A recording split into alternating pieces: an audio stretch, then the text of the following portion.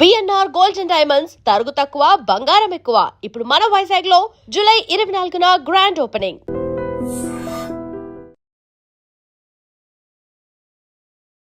రీసెంట్గా నేను విన్నాను సార్, ఒక ఫ్యామిలీలో ఒక 2 years 1 year గ్యాప్లో ఇద్దరికీ క్యాన్సర్ వచ్చింది, డిఫరెంట్ క్యాన్సర్స్.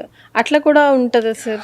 మేడం, ఒక పేషెంట్కి 6 క్యాన్సర్లు చూశాను నేను. అంటే గత 36 ఏళ్లలో 6 క్యాన్సర్స్ సర్వైవ్ అయ్యారు. ఆవిడ బ్రతికేశారు. వారికి అవగాహన ఉండటంతో ముందుగా పట్టుకుంటున్నారు.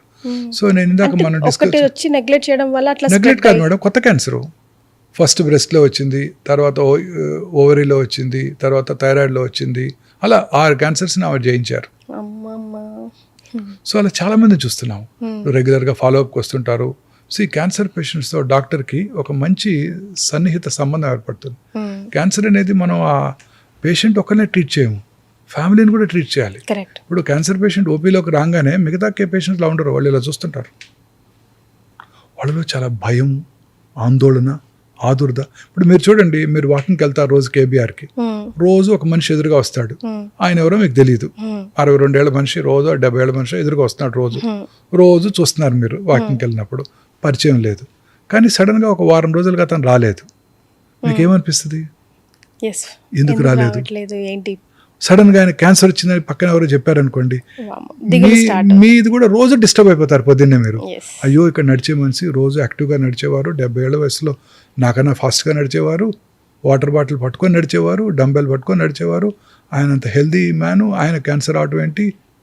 అతను ఎవరో మీకు తెలియకపోయినా, అదే ఫ్యామిలీలో ఎవరికైనా క్యాన్సర్ వస్తే మానసికంగా ఇంకా ఫినాన్షియల్గా కూడా డ్రైన్ అయిపోతారు.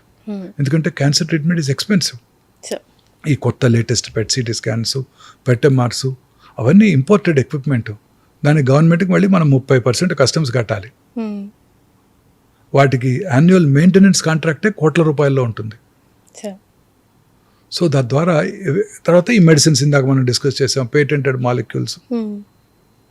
అప్పుడెప్పుడో రాజశేఖర రెడ్డి గారు చెప్పారు, ఆయన ముఖ్యమంత్రిగా ఉండగా, కిడ్నీ ఎయిల్మెంటు, క్యాన్సరు, హార్ట్ ఎయిల్మెంట్ వస్తే రిచ్ పేషెంట్ పూర్ పేషెంట్ అయిపోతాడు, పూర్ పేషెంట్ రోడ్డును పడతారని ఆయన ఆరోగ్యశ్రీ తెచ్చినప్పుడు చెప్పారు. గుర్తుందా మీకు?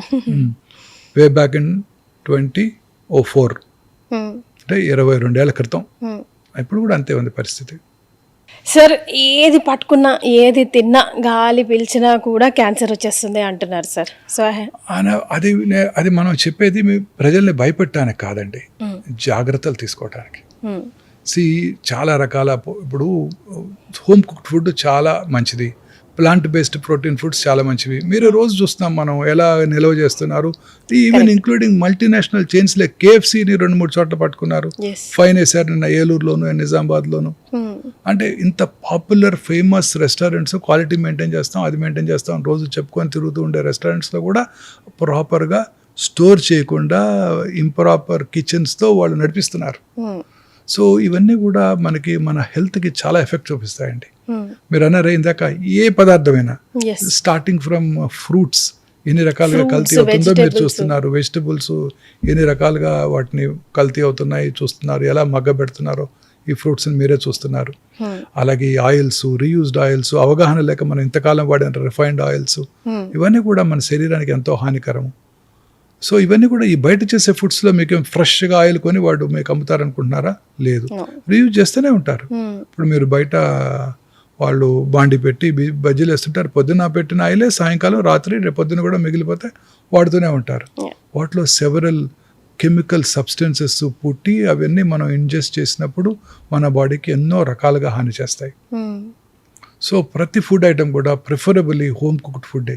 ఆర్ మనలో ఒక చైతన్యం రావాలి, ప్రతి రెస్టారెంట్, ప్రతి హోటలియర్ కూడా ఖచ్చితంగా కాస్ట్ పెరిగినా కానీ హెల్దీ ఫుడ్డే అందజేస్తాను అని అనుకోవాలి.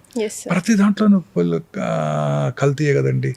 ఆఖరికి అల్లం వెల్లుల్లి పేస్ట్ నుంచి పన్నీర్ వరకు, ప్రతి పౌడర్లో, ప్రతి పిండిలో. ఇప్పుడు ఉదాహరణకి మనం వాడే మైదా అనేక రకాలుగా మనకి హాని చేస్తుంది. ఆ రిఫైన్డ్ ఫ్లోర్ అంటాం, బొంబాయి రవ్వ, రిఫైన్డ్ ఫ్లోర్, ఇవన్నీ కూడాను మనకి ఎంతో హానికరం.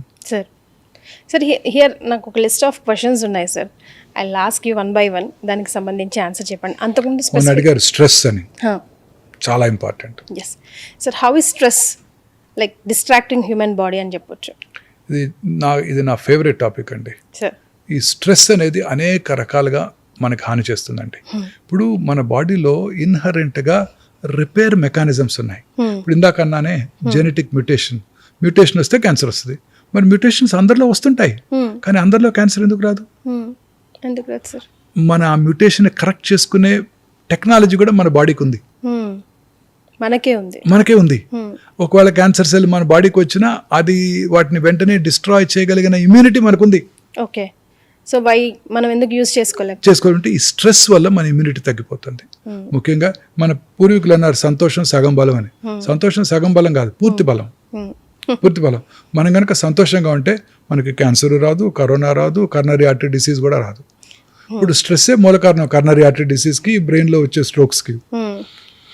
అలానే మీరు కూడా చూశారు, ఇంట్లో 10 మంది ఉంటారు, ఇద్దరికే కరోనా వచ్చింది ఆ రోజుల్లో కూడా, 4గురికి వచ్చింది, మిగతా 6గురు బాగానే ఉన్నారు. ఎందుకని? వాళ్ళు హ్యాపీగా ఉన్నారు, వాళ్ళ ఇమ్యూనిటీ బాగుంది. కోట్ల మంది చనిపోయారు కరోనా వచ్చినప్పుడు. పిల్లలు చనిపోయారు, ఎవరైనా ఒక్క పిల్లడు చనిపోయాడా? లేదు, చనిపోలేదు. ఇంట్లో పిల్లలు హ్యాపీగా ముక్కులో ఆ టెస్ట్ చేసాం, ఇంట్లో పిల్లలందరికీ పాజిటివే, వాళ్ళకి ఏ సిమ్టమ్స్ లేవు. మనకందరికీ వచ్చేసింది కరోనా. సో అదేంటంటే ఆ immunity is very important and stress plays a major role. చక్కగా రోజు మెడిటేషన్ చేసుకుంటూ ప్రశాంతంగా జీవిస్తున్నట్టయితే, ఇప్పుడు క్యాన్సర్ రావడానికి, క్యాన్సర్ పెరగడానికి కారణం ఇదే. ఓల్డెన్ డేస్లో ఇవన్నీ ఉండేవి కాదు కదండి. వాడికి కారు ఉంది, మనకు కారు లేదు, వాళ్ళ అబ్బాయికి మెడికల్ సీట్ వచ్చింది, మన అబ్బాయికి రాలేదు, ఇలాంటి బాధలే లేవు ఆ రోజుల్లో. గ్రామాల ప్రాంతాల్లో ప్రజలు చక్కగా రోజు సన్కి ఎక్స్పోజ్ అయ్యేవాళ్ళు, షర్ట్ లేకుండా బయట తిరిగేవాళ్ళు, పని చేసుకునేవాళ్ళు, కష్టపడి పని చేసుకునేవాళ్ళు, వాళ్ళే పండించుకున్న గ్రెయిన్స్ తినేవాళ్ళు, వాళ్ళే పండించుకున్న కూరగాయలతో వాళ్ళే చక్కగా ఆనందంగా వంట చేసుకుంటూ హ్యాపీగా బ్రతికేవాళ్ళు. అందరూ పనిచేసేవాళ్ళు. అంతలాగా పనిచేస్తే రాత్రిపూట చక్కగా నిద్రపడుతుంది. రేపేమవుతుంది, కొత్త ఇల్లు కొనుక్కోవాలి, అది కొనుక్కోవాలి, ఇంకొక ఆ కోరికలే లేవు. పెళ్లి కనుక ఉన్నట్టయితే 5 రోజులు చక్కగా చేసుకునేవాళ్ళు. ఆఫీస్కి వెళ్ళిపోవాలి, బాస్ తిడతాడు, ఇలాంటివి ఏమి లేవు కదా. సో ఆ రోజుల్లో క్యాన్సర్ లేవు, హార్ట్ అటాక్లు లేవు, బ్రెయిన్ స్ట్రోక్స్ లేవు. ఆడుతూ పాడుతూ గడిచిపోయింది సార్ జీవితం. ఇప్పుడు కూడా భారతదేశంలో గ్రామీణ ప్రాంతాల్లో క్యాన్సర్ ఇన్సిడెన్స్ చాలా తక్కువ. అర్బన్ ఏరియాస్లో ఉదాహరణకి ముంబైలో ప్రతి 1,00,000 మందికి 150 మంది క్యాన్సర్ బారిన పడుతున్నారు. అదే శాన్ ఫ్రాన్సిస్కోలో, అమెరికాలో 400 మంది క్యాన్సర్ బారిన పడుతున్నారు. మరి అది డెవలప్డ్ కంట్రీ కదా సార్. మరి అందుకే వాళ్ళకి స్ట్రెస్ ఎక్కువ.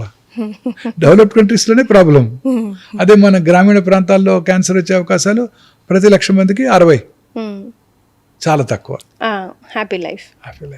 So pollution, contamination, stress is the most important. రాత్రిపూట కనుక మీరు తొందరగా నిద్రపోకపోతే మీకు అనేక రకాల జబ్బులు వచ్చే అవకాశాలు ఉంటాయి. రాత్రిపూట చక్కగా 9 పడుకొని పొద్దున్న 6-5 నిద్రలేసినట్టయితే మీకు అన్ని రకాల జబ్బులు వచ్చే అవకాశాలు కూడా తగ్గిపోతాయి. ఈ భూతం అసలు సగం లైఫ్ ను ఆక్యుపై చేస్తుంది. Screens, yes, very correct. తర్వాత రాత్రి కనుక మీరు ప్రశాంతంగా పడుకున్నట్టయితే తొందరగా ఈ టీవీలు, ఈ స్క్రీన్స్కి, మొబైల్ స్క్రీన్స్కి అలవాటు పడకుండా తొందరగా 9 గంటలకల్లా పడుకొని నిద్రపోతే 132కి ఒక మంచి హార్మోన్ ఉత్పత్తి అవుతుంది మన బాడీలో. అది క్యాన్సర్ని పూర్తిగా తగ్గించేస్తుంది. ఎవరైతే నైట్ షిఫ్ట్స్లో పనిచేసేవాళ్ళో, లేట్గా నిద్రపోయి పొద్దున్నే 11ంటికి లేసేవాళ్ళలో, వీళ్ళలో ఈ హార్మోన్ ఉత్పత్తి తగ్గిపోతుంది.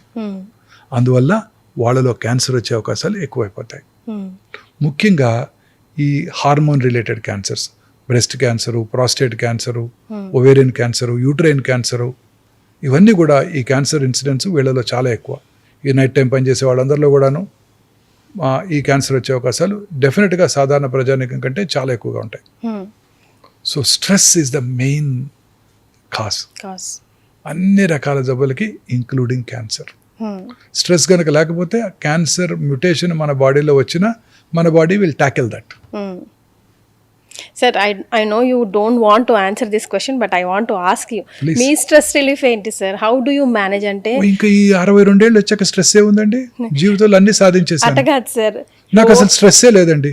నా స్ట్రెస్ వల్ల పేషెంట్ సిక్ అవుతారు. ఇప్పుడే జరిగింది, నేను కొంచెం లేట్గా రావడానికి కారణం అదే. పేషెంట్ చక్కగా ఆపరేట్ చేశాను, క్యాన్సర్ స్టమక్, 66 ఏళ్ళు, బాగున్నాడు. 4 రోజులు ఐసీలో ఉన్నాడు. ఐసీలో ఉంటే కాస్ట్ ఎక్కువైపోదాం, తొందరగా షిఫ్ట్ చేసేయండి అన్నారు. లక్కీగా షిఫ్ట్ చేసాం, బాగున్నాడు పొద్దున్న నుంచి సాయంకాలం దాకా. సడన్ గా 1 నిమిషంలో కొలాప్స్ అయ్యాడు. ఇప్పుడే మీరు వచ్చే ముందు ఫోన్ అదే సార్, ఎందుకు? అదే బ్రెయిన్ హెమరేజ్ వచ్చినట్టుంది, పాంటైన్ హెమరేజ్, పిన్ పాయింట్ పీపుల్స్ ఉన్నాయి, అతను కోమాలో ఉన్నాడని. అట్లా కూడా అవుతుంది. ఇవే మాకు స్ట్రెస్, ఇవి తప్ప మాకు ఇంకో స్ట్రెస్సే లేదు. ఇంకేం కావాలి జీవితంలో 62 ఏళ్ళు వచ్చాక? హ్యాపీగా ఉంటాను. పొద్దున్నే చక్కగా రౌండ్స్ చేస్తాను, నా ఎక్సర్సైజే రౌండ్స్. మా హాస్పిటల్లో 8 అంతస్తులో పేషెంట్స్ ఉన్నారు, -1 నుంచి స్టార్ట్ చేస్తే పొద్దున్నే 9 అంతస్తులు ఎక్కేస్తాను. అంటే ఒకేసారి కాదు, ఫస్ట్ సెకండ్ ఫ్లోర్కి వెళ్తాను, ఒక 75 స్టెప్స్ ఎక్కేస్తాను, సెకండ్ ఫ్లోర్ నుంచి 4th ఫ్లోర్కి వస్తాను, అక్కడ రౌండ్స్ చేసి మళ్ళీ 6th ఫ్లోర్కి వస్తాను, మళ్ళీ 7th వస్తాను, మళ్ళీ 8th వస్తాను. ఒక మోర్ దెన్ 250 స్టెప్స్ ఎక్కేస్తాను పొద్దున్నే. మళ్ళీ సాయంకాలం రౌండ్స్కి వచ్చినప్పుడు మళ్ళీ ఒక 200 ఎక్కేస్తాను. సో 450 స్టెప్స్ అంటే మంచి ఎక్సర్సైజ్ నాకు. గ్యాప్ ఎక్కడ దొరుకుతుంది సార్ మీకు రిలాక్సేషన్? రిలాక్సేషన్ పేషెంట్ మనకు కావాల్సింది ఏంటి, పేషెంట్ చూసినప్పుడే రిలాక్సేషను, పేషెంట్ ఓపీలో వాళ్ళతో స్పెండ్ చేసినప్పుడే రిలాక్సేషన్, సర్జరీ చేయడమే రిలాక్సేషన్. ఎప్పుడు mister Mohan Vamsi you need a break and body ఎప్పుడు ఇదే మనం చేసే పనిని మనం ఎంజాయ్ చేస్తే అదే రిలాక్సేషన్. చాలా మంది అడుగుతారు డోంట్ గెట్ బర్న్ట్ అవుట్, నీకేం హాలిడే తీసుకో. ఈ 36 ఏళ్ళలో హాలిడే తీసుకోలేదు, హాలిడే తీసుకోలేదు, ఒక్క రోజు కూడా తీసుకోలేదు, ఒక్క ట్రిప్ వెళ్ళలేదు. పిల్లలు కంప్లైంట్ చేస్తుంటారు. సో బట్ ఒక ట్రిప్ వెళ్ళలేదు, ఇదే మనకి ఎంజాయ్మెంట్. పేషెంట్ చుట్టమే ఎంజాయ్మెంట్. ఇన్ఫాక్ట్ కరోనా టైంలో డిప్రెషన్కి లోన్ అయ్యాను, పేషెంట్స్ లేరు, చాలా బాధపడ్డాను. ఎంటీ వార్డ్ చూసినప్పుడు కళ్ళలో నీళ్లు తిరిగాయి. కానీ అప్పుడు వాళ్ళకి ఇంకా ఎఫెక్ట్ అయింది కదా సార్, అప్పుడు మీ నీడ్ ఇంకా ఎక్కువ ఉండింది కదా, అంటే బయటికి రాకపోయినా నీడ్ కదా, స్ట్రెస్ ఉండింది బాగా. అంటే వాళ్ళు ట్రీట్ చేయాలంటే భయము, నర్సులు ఉండేవాళ్ళు కాదు, పారిపోయారు నర్సులు అంతా. ఒక్కరోజు 104 నర్సులు వెళ్ళిపోయారు. నేనే డయాగ్నోస్ చేసి, నేను మా వైఫే సర్జరీ చేసి, రెసిడెంట్స్ కూడా పారిపోయారు. నేనే మా వైఫే సర్జరీ చేసి ఐసీయూలో మేమే మెడిసిన్స్ కూడా ఇచ్చాం కొన్నాళ్ళ పాటు. సో మీ స్ట్రెస్ రిలీఫ్ మీ వర్క్ ఎప్పుడు వర్క్ హ్యాపీగా ఎంజాయ్ చేస్తాను. And for more videos, please subscribe to iDream. Please subscribe to iDream. Please subscribe iDream. And please subscribe to iDream. For more videos, subscribe to iDream. please like, share and subscribe to the channel. Congratulations, iDream. Subscribe to iDream. Subscribe to iDream. So subscribe to iDream Media. iDream team andarki huge congratulations. Please subscribe iDream Media. Please subscribe to iDream. Subscribe iDream. Please subscribe to iDream. iDream అంటే నా కళల ఛానల్ను subscribe చేసుకున్న నోరు తిరుగుతలేదు, మీరైతే గంట గుర్తు కొట్టండి. For more such videos, please subscribe to iDream. Subscribe to iDream. Please subscribe to iDream. Please subscribe iDream Media. Please do subscribe to iDream. Please subscribe to iDream Media. For best entertainment and information, please subscribe iDream. And don't forget to subscribe to iDream.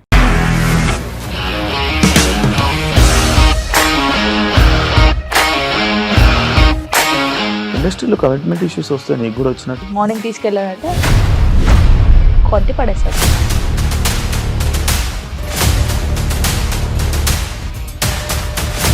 ఒక్కళ్ళు కూడా చూడలేదు ఈ cinema అని చెప్పడానికి కూడా చాలా ధైర్యం కావాలి. అది నిజం కదా, దాంట్లో ధైర్యం ఏంటి? ఇది నెక్స్ట్ డే ప్లేట్ మార్చేస్తే తప్పు కదా. As of now we are comfortable this అని నేను అనుకుంటున్నాను. రష్మిక గారిది మీది ఒకే ఊరంట కదా. నీకు కోపం వచ్చిందంటే బాగా తిట్టేత్తరా? తిట్టేద్దామండి. నిజంగా గేమ్ ని ఎలా చేంజ్ చేయగలిగారు? ఏపీఎస్ఎఫ్సి వాళ్ళకి 6 నెలల్లో నేను 6 లక్షలు కట్టా. బిజినెస్ చేయాలనుకుంటే it is as difficult as riding a tiger.